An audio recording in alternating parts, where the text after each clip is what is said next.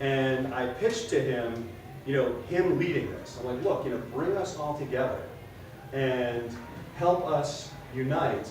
I know most of the people that are in these councils, that are in these groups. I think I can help you make this happen. And in good form, Marcel said, Mark, you should go run for something. And here I am.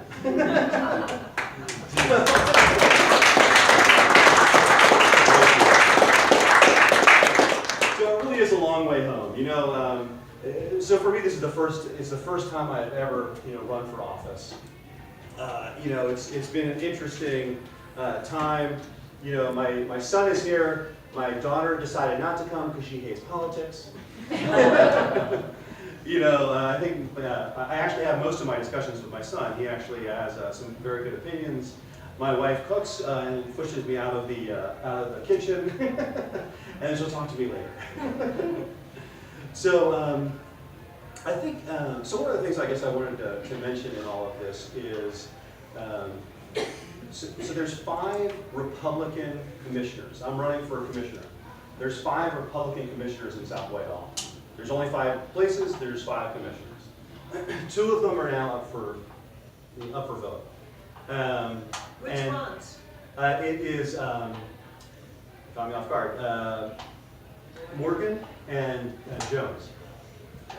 Terry Morgan and Jones and Thomas Jones. So they're running again. I'm the only Democrat currently that's running. So the way the election works is it's the best 2 out of 3. So it's not like I'm running for a specific seat. Whoever gets the most votes, those 2 people end up winning. And so, our goal obviously is to get at least more than the slowest person. Right? That's how you win the race. So that's what we have to do. And one thing to note in this particular election is what the Republicans have done in the past is you can't cross-file. So during the process, you can't cross-file, meaning be a Republican and also be a Democrat. You can do that when you're running for school board. You can't do that in this race. However, what you can do is during the primary, you can get your Democratic friends to write your name in. And so if your name is written in, I think you need 10. If your name is written in 10 times, then you are automatically up for election on the Democrat side. So if you just pull the lever and say I'm voting straight Democrat, you're going to be voting for a Republican. You need to know who the names are of people you're voting for. Otherwise, you may be voting for a Republican. I'm not saying that. By the way, I'm not saying that anything is wrong in South Whitehall. I think South Whitehall is a great place to live. We've got a good police force. My trash gets picked up every week. I think overall they do a good job. But I think a lot of it is really just about balance, right? 5 to none. That doesn't seem right. In Pennsylvania, our legislators are all Republicans.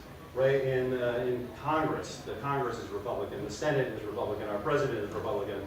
We have a Democratic mayor in Allentown, and we have a Democratic governor, who we have to vote for, by the way, whether you like him or not, because he's our veto, right? At this point, he's the veto, so we have to make sure that he stays in office.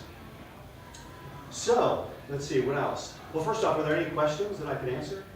Yeah. So when you said about writing in, does that mean you're not on the... I'm on the ballot. Oh, you are? Okay. Yeah. But what they can do is they're on the ballot right now for the Republican side.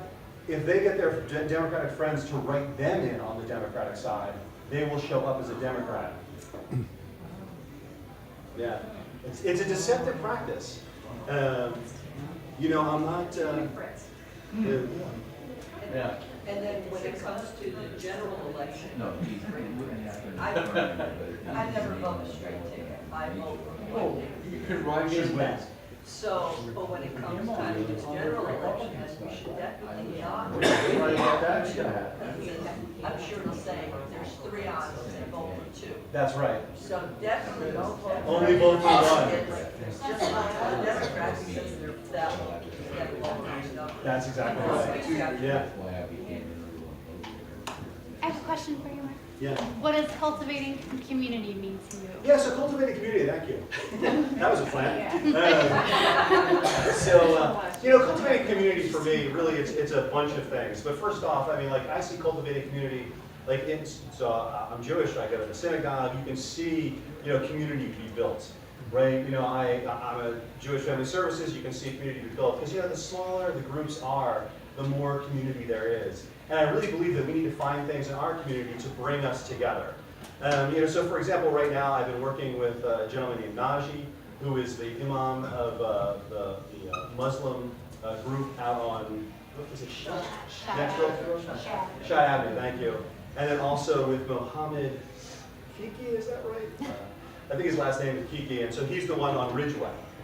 And I'm working with them to try and see, like, what are the types of things that we can do to sort of bring us together so that we can be a community. Like, the one thing about community is like once you get to know somebody, all of a sudden it's not so, things aren't so bad, right? Like, you don't notice our differences, we notice us together and we start fighting for togetherness. So that's one of the things I do want to do. I also have wellness on the list. I mean, that's from my wellness background. I really believe that community is what helps bring wellness together. I had access to a lot of science while I worked at DSM. And there was two things that I thought were really interesting that I'll share with you. So one was, there was an experiment done by the federal government that they always assumed that people who were not making enough money bought the cheapest thing, but they were like, even if it cost more, they would still buy the pretzels and all the junk food. They wouldn't buy the good stuff. So there was an experiment done, started in Chicago, where they went into a very urban community, and they paid to have prices changed. So all of a sudden, the fruit and vegetables became very inexpensive, and the chips and the sodas and all that became expensive. And they wanted to see, so what's going to happen? Are they going to still go buy the chips, or are they going to buy the inexpensive fruits and vegetables? And they bought all the fruits and vegetables. Right? And it was a great experiment. It showed it wasn't just taste, right? It really was about how much we spent. Yeah. So, like communities are influenced. Wellness is an influential thing, right? So a lot of people talk about genetics and things like that. A lot of it really is, there are ways of changing.